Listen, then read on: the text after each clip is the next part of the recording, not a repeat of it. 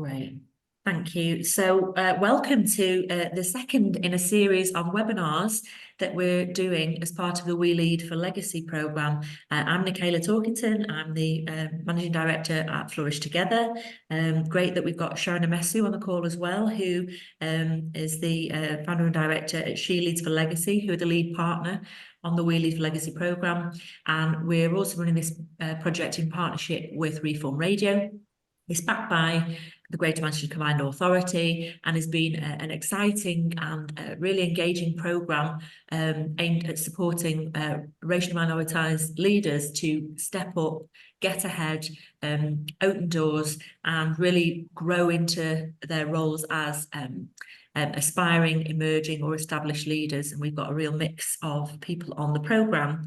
We've created these sessions with them in mind, but we've opened the doors on these webinars so that anybody can access the learning. And we're recording these on purpose in the hope that we'll be able to inspire other people beyond the programme to think about the public appointment opportunities that are there and what we've been talking about. So the first session was all about becoming a magistrate.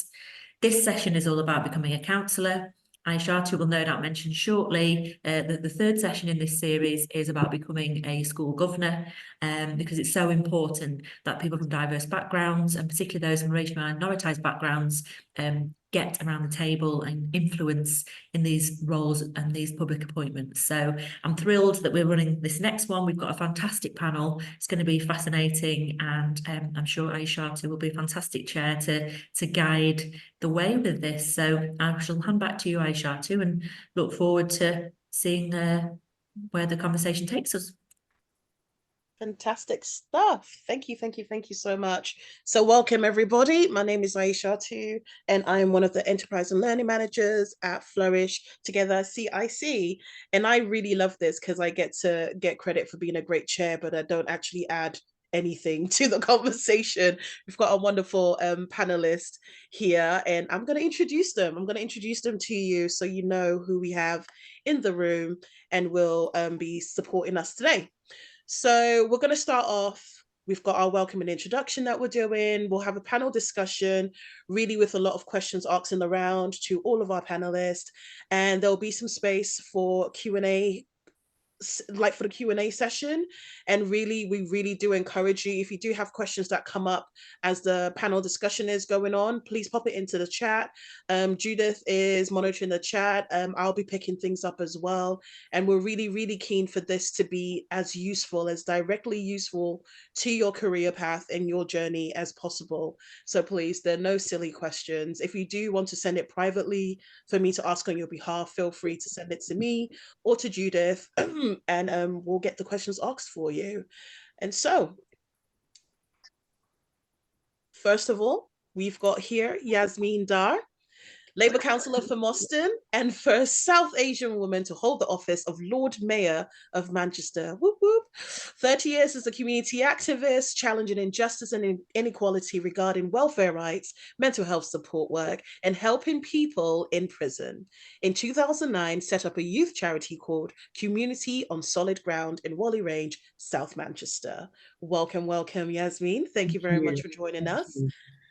And next we have got Eve Holt, the Strategic Director for Greater Manchester Moving and GM for Women 2028 Trustee. Former councillor from Cholton, Manchester City Council from 2014 till just this year, and the co-founder of Women's Social Enterprise Organisation, Happen Together CIC. Was this public law solicitor from 2002 to 2015 and a coach and facilitator for Elect Her. She's passionate about people, participation, place, and planet. I managed not to bite my tongue there. Well done.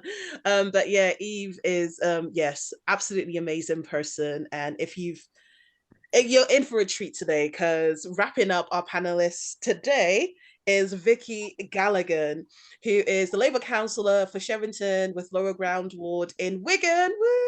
I live in Wigan. She helped start the local food pantry and works alongside lots of local community organisations in the Wigan borough.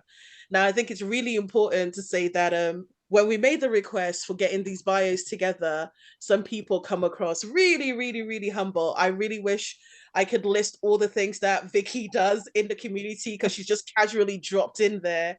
But we have the Sheraton Fete, which is a community festival, which literally has hundreds of people come to it every single year. Hundreds of people in the local community and their businesses get to showcase their work, and it's such a wonderful show of what Wigan can be like when it's in its sort of like prime space. So I'm just going to drop a hint of that. And she's also a designer, but she's not taking on any clients right now. She's too busy doing stuff in the world.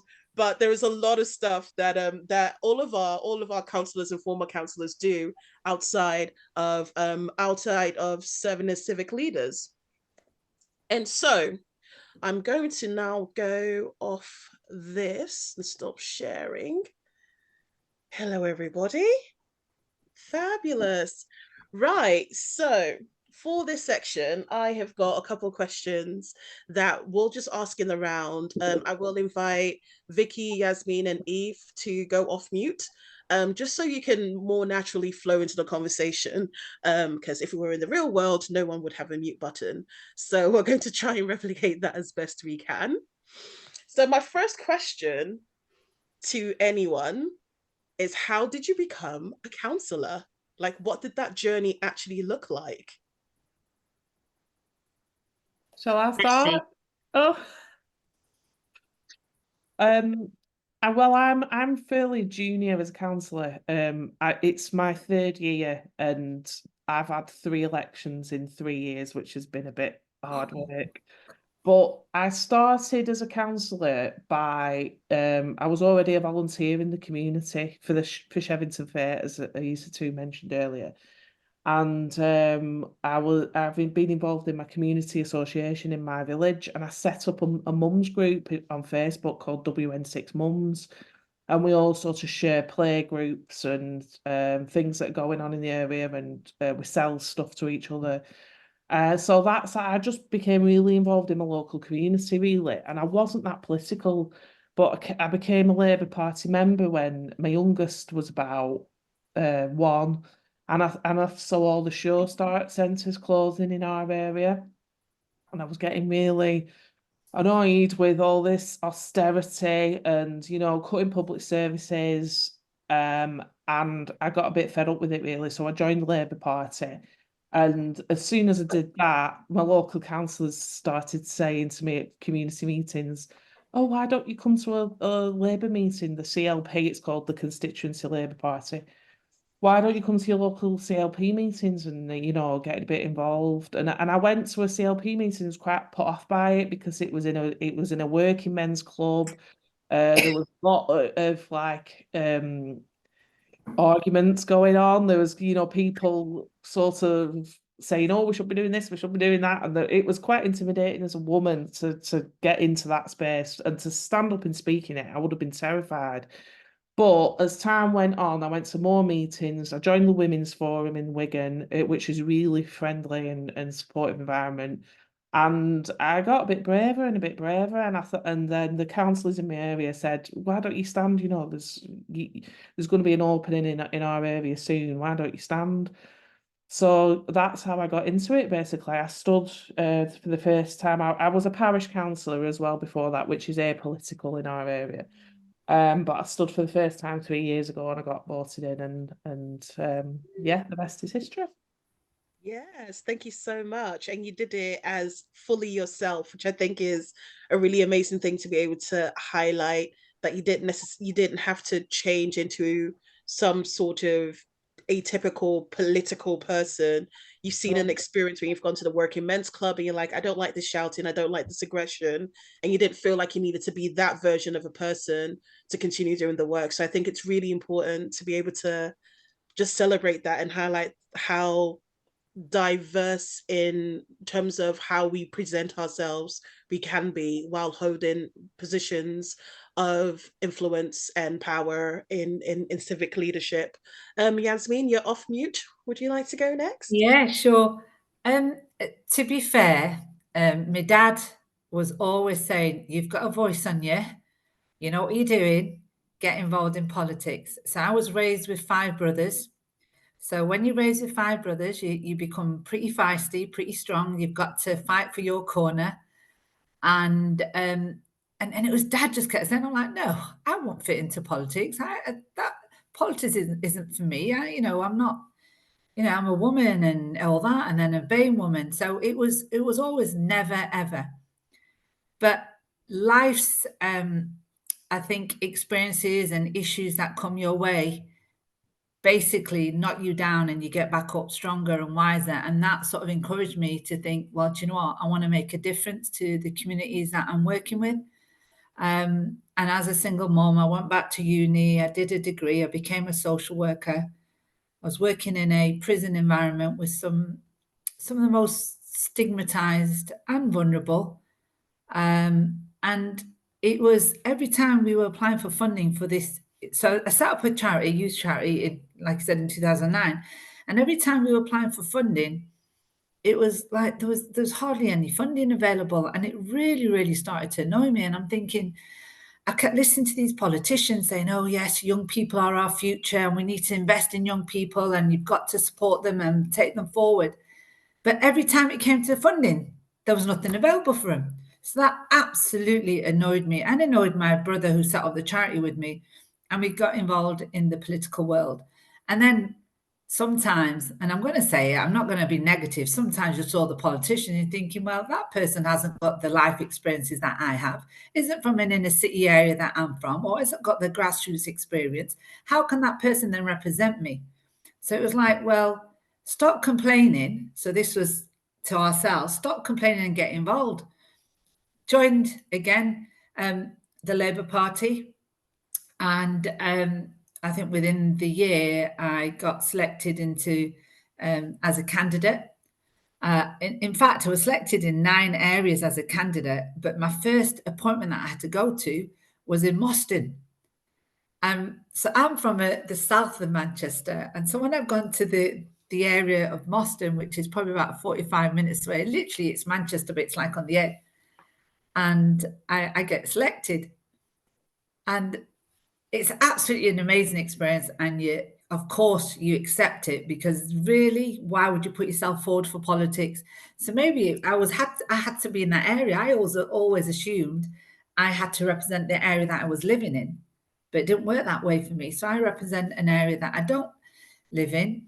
And also to understand that it was very different to the area that I'm from. So Wally Range was very diverse, very, very, I mean, the way I was brought up, we were all together. We were one community. Everybody was uncle and auntie. Everyone was at each other's houses, whether it was the Fergusons, the Irish family or the Jamaican family. We were all one community. And honestly, the community cohesion was absolutely amazing. So I've gone to Moston and it was a very different, it was white working class. And I had to build my trust. So as a BAME woman going into an area that was very white working class, to build that trust, it took time. I only won by 137 votes. And the first time I did my advice surgery, it was, oh, you're all right, you sound like us. So, yeah, but it's been an amazing journey and it doesn't stop there. So I became a councillor. Within the second year, I put myself forward for the MP's position because my MP, God rest his soul, was an amazing MP. Sir Joel Kaufman passed away. I came second in that election campaign, and that then empowered me to think, oh, yes, I have a voice. I know what I'm talking about. I'm going to go further. I applied to be on the National Executive Committee of the Labour Party, and I won over 88,000 votes. So things are possible. And why I'm saying this is it doesn't matter who you are, what background you are, get out there. If you're passionate about making a difference, just get involved. And yeah, so literally a snapshot. That's amazing. Thank you so much. I can't imagine that it's easy to put all of that story into less than 5 minutes. So I really appreciate that. And I think it's incredible that even as someone who is representative of a community, or at least visibly so in terms of the assumptions that can be made in our society, you've then gone to another area just to make, because obviously it's not difficult enough being a councillor. in your area where people know you. It's a thing where you have to go to a different area and build up that trust where you don't have the reputation, and to see that that's possible, and not only possible, you've excelled in that role. And I think it's magnificent that you've taken over for Gerald Kaufman. I knew him when I lived in Gorton, and he's an absolutely amazing human being. He But yeah, provides literally one-on-one support if there was ever an inspiration for us. So I think it's amazing that so you were Aisha, I didn't win that election, so I came second. So Afzal Khan, so he Ah, won, and you know it was his yeah. fantastic whatever. But you realise it's a man's world as well, and when you understand the politics that goes behind the scenes. But hey Yes. ho, it's We're fine. gonna get there today, I suspect. But thank you so much for sharing your story. I'm so thankful for that. And last but not least, Eve. Hi. One Hi. disappointment about this is we're not in a room for hugs. Having that love being here with you all. And I'm actually sat here in Whalley Range, so you've already had a flavour of Whalley Range, Yasmine. Who's done an incredible job over the last few years. And I grew up in Whalley Range, and I guess that's where that was the start very much of my journey to being a councillor. So I grew up in Whalley Range in the 80s. And you know, if anyone doesn't know where Whalley Range is, in South Manchester, you know, we're right on the edge of Chorlton and Hume and Moss Side. I lived just by Sandra Park. And growing up in the 80s, you know, you saw every form of social injustice. And I was in a family that wasn't really political of a big P particularly. I remember delivering some leaflets at one point for the Labour Party. But it was far more about with a little p, that kind of activism. There was a real belief that you can make change happen, and that's about collective action. So I grew up in a commune in Whalley Range where there was always like a mug with every type of campaign going on. There was always people in and out of the house. There was always marches. You were always up protesting, trying to push for. And I guess I look back now and I know how much that environment led me to always believe that you can play a role when you see injustice, you do something. I thought that law would be my tool, and 15 years it kind of was, but I realised that that's just like, you know, you've got this power over in law at the tip of the iceberg, and actually what I wanted to do was be far more about being rooted in communities and people making change and having agency. So having spent a bit of time in London as a lawyer, when I moved back to Whalley Range. And I think it was that being back in this community and seeing some of the ongoing injustices that still continued and prevailed, and feeling very much rooted here, and seeing things like devolution. I got very excited to go back to Greater Manchester and thinking, oh, this is about power to the people, and then seeing that image some of you might have seen of 12 white men looking very smug, signing a devolution deal and going, what? These aren't the women that were empowering the world that I know in Greater Manchester. So all of that accumulated in me getting involved in lots of community stuff like Vicky and Yasmine. So, you know, as a school governor, setting up a local bike club, lots of kind of community action. And then also led to me setting up something called Diva Mank, which is about putting Diva back into devolution. And that meant I kind of collaborated with quite a lot of local kind of politicians and others. And also started going, actually, we need more women in those formal spaces, and what role can I play? And at that point, it was through Parliament Project, now Elector, it was really trying to encourage women, and particularly women of colour, women in their diversity, to support them, to have the networks to get into politics. And for about 5 years, that was coaching and facilitation and training and workshops to try and help people navigate the political system, because I was like, oh my goodness, we need you so much. And I didn't think I wanted to step into it really. I think I just felt like I wanted to be on the edges and in that in-between space. Yeah. And then I think what led to the shift was because I was so involved, a bit like Yasmine and Vicky have said, you know, people increasingly asked me. And I guess that's a common pattern I've heard. It was people saying, actually, you really care about local people and local place, and you're always talking about tackling inequalities. Why aren't you stepping into politics yourself? And I do remember at one point saying, no, I want to be a local councillor. It's just dog poo and potholes. I want to change the world. And that's what I pictured a little bit. I was like, no, there's bigger issues. And I kind of feel a bit embarrassed when I say that now, but that was how I felt. And a bit like Vicky, I thought, okay, I'll go along to a meeting. Got to meeting, I was like, oh no, this really is like very mechanistic. There were very few. I was the youngest person, and now, I already had 2 kids at that point. I wasn't, I didn't consider myself that young. I was in my 30s. And yeah, not many women. It felt like there was lots of jargon and lots of stuff I didn't understand. But I did persevere. And I guess then in time, the point at which I actually became a councillor was almost by chance, which again is quite a common theme. So people have been asking me, I wasn't quite sure. And then sadly, the councillor who represented Chorlton died very suddenly, just about 8 weeks before election. And because I'd grown up in Chorlton Wally Range, I'd become quite known. Quite a number of people then contacted me and said, look, we really think you'd be good to stand. And given it was my local area, it's a place I knew, it just felt like the right moment. And I said yes. And the rest is history, really. It was definitely that combination of fire in my belly, feeling it was important to me that it was local. I don't drive, I ride a bike everywhere. I felt like I needed to be in a place that I already knew and already had trust, and also would keep me true, which I felt locally. So that was 6 years, and I've finished in May. Thank you so very much. I think it's amazing to see that correlation throughout all 3 of your journeys to becoming a councillor. Of there is something that I need to see something done in our community, and just doing something, not necessarily going, oh, I'm going to need to be a councillor in order to achieve this. And in order to become a councillor, I'm going to get involved with all these community initiatives, and I'm going to get involved with all these things.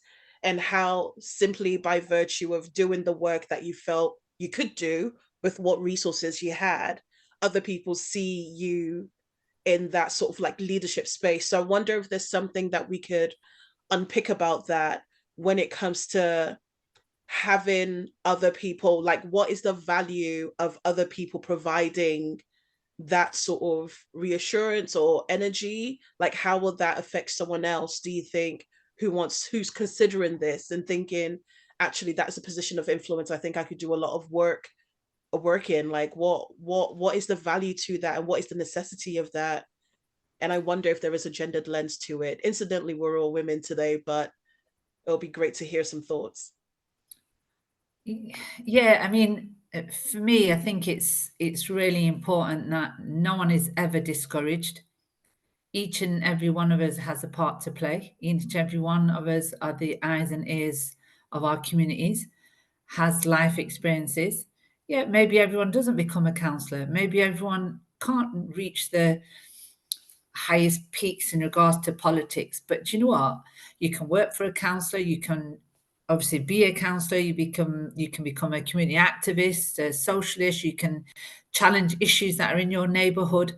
But there's processes that you have to go through to make change happen. And whether it is lobbying the councillor or becoming a councillor. So if you're not a councillor but you want to change something, then you lobby the councillor, you lobby the MP, you go and challenge the local authority in regards to issues, and you raise those issues with the neighbourhood team. But I think at every point you should encourage the councillors, or your politicians should be representative of the communities that live in Manchester. And we have got a very diverse city. I mean, honestly, just to say we've got over 200 languages spoken in Manchester, and just imagine all those various communities. And none of us has the expertise or knowledge of every community or the needs of every community, or whether it is cultural or customs, or generally, like, we're all going through the cost of living crisis and the problems we face in regards to education and just trying to live a life. But I will never, ever discourage anyone. I think it is about encouraging everyone. We all have a role, and we all need to be the voice of our communities. And if you think you have the capability, maybe not the qualifications, what qualifications? It's not always about qualifications. It's not about having a degree. It's not about having 10 O levels. It's about being passionate about making a difference. And if you think you have got those contacts and the ability to do that, then get out there and get involved, and stop shouting and fighting and arguing when you've got the TV on, you've got politicians moaning and groaning and challenging each other. Be part of it. You can't throw your slipper at the TV and moan and groan. Be a part of it. If you start getting angry when you hear these politicians talking, then I think you have to be getting involved, and you have a role to play. And you know what? Each and every one of you people that is on this call today can become a councillor, because you've taken the initiative to come on and learn and listen. And each one of us, Vicky and Eve as well, will tell you it's not easy. There's times you think, well, what am I doing? But you're making a difference, and believe that. And don't have none of this imposter syndrome as a woman, I can't do this, because that's how it is. Initially you think, what am I doing? I want an easy life. I'm not going to be able to make a difference. But believe me, you can. Every one of us can make a difference. And, you know, I know Eve really, really well. And absolutely amazing counsellor. And I'm going to absolutely miss her. But yeah, I'm going to listen to Vicky and Eve now. Sorry. Thank you so much. Yes. I think one of the reasons that I really was determined to stand, because I had this, you know, like when people start trying to encourage you to stand, but I've got 2 young kids, and I was sort of at work as well, and I was kind of, I don't know if I could fit it in. You know, there's a lot of meetings. I was sort of talking myself out of it, and then what really changed my mind and made me stand really was the fact that if women like me or like you don't stand, then we won't have any mothers, we won't have anyone from that diverse backgrounds, you know, hardly any women, because a lot of women tend to be carers, if not for the children, for other people in the family. We won't have full-time workers there. We wouldn't, you know, we would have basically a council chamber full of retired people. And it's generally the sort of white middle classes as well. So that was what drove me forward to stand, was the fact that I hate being pushed out of things. And so if there's a meeting like at 7 o'clock, which is when mums are putting the babies to bed, and you know, or making the tea or whatever, then I'll always say, well, can we maybe have the meetings at different times, sometimes mix it up a bit, or can we do it on Zoom? I'm a massive advocate of online meetings, because it means that people can do it from home, they can zip in and out of the meeting, but they're still part of the conversation.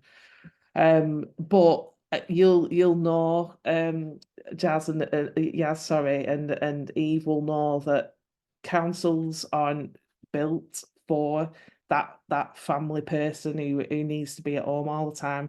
The way the system is built is, you know, you've got to be in the town hall to vote, like in Parliament, you have to be in Parliament now to vote. It's kind of excluding people, and we need to drive that change forward.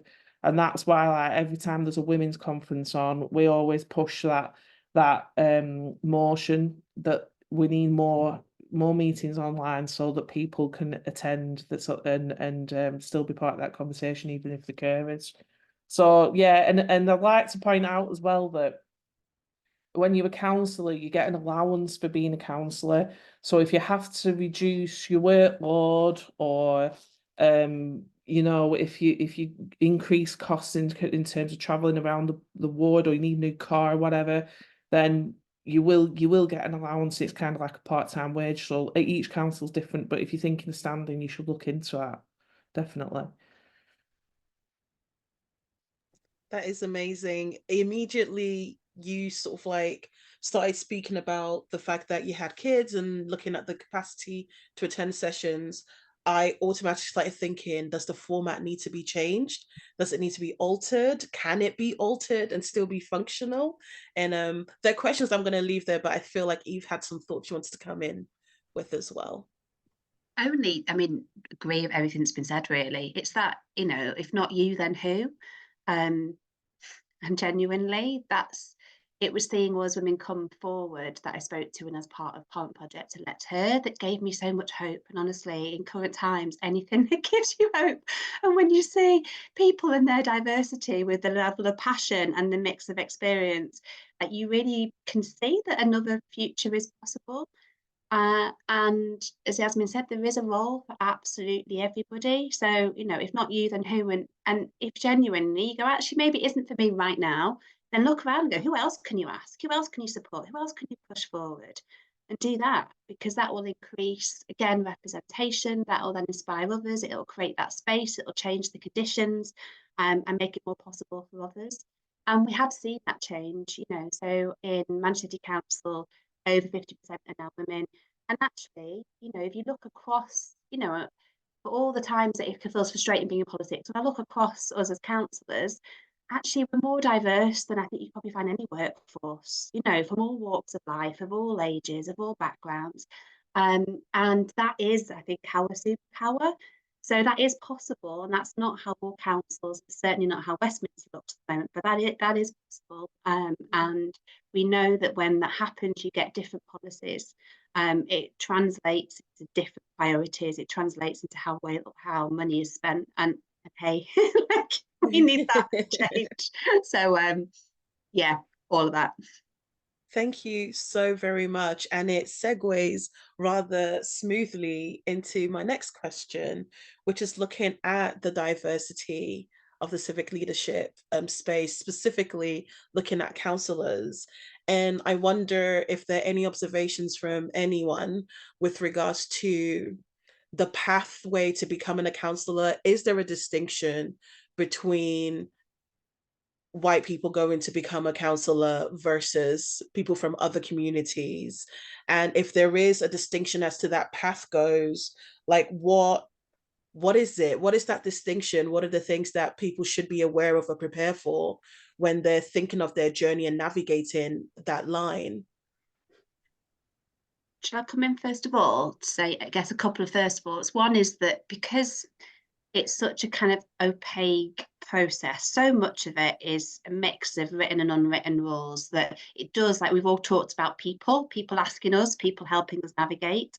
And that naturally in our current society that we know, you know, where racism is prevalent, is embedded in everything, misogyny, you know, ableism, we can keep on going home forever, we can keep going, that we know that power and privilege currently sits with, you know, white middle class men, and they have the networks. So that's why at the moment that means that you're less likely to have people around you who are already in positions of power and have that privilege who can support you on your pathway. So yes, it currently then excludes a whole load of people, which is why having, you know, the likes of, you know, the three of us here today and others then who can build those networks, and we have to keep on, you know, keep putting the ladder down or the elevator, whatever metaphor we want to use, and keep pulling people up is really powerful. There are all the other structural barriers. We've done quite a lot of work around both how we shift like policies, so like maternity policies, things like Vicky talked about, more online meetings, some of the things that we know are going to make it harder if you're a woman, a parent, a carer, if you are disabled by our current kind of world. So there's lots of structural changes are changing, but currently get in the way of some people as well. Should I stop there? I'll stop there now. Thank you so much for kicking us off, Eve. Yes, Yasmine? Thanks for that, Eve. And it's really important to say that there's always going to be some form of inequality wherever you are, but it's about how resilient you become.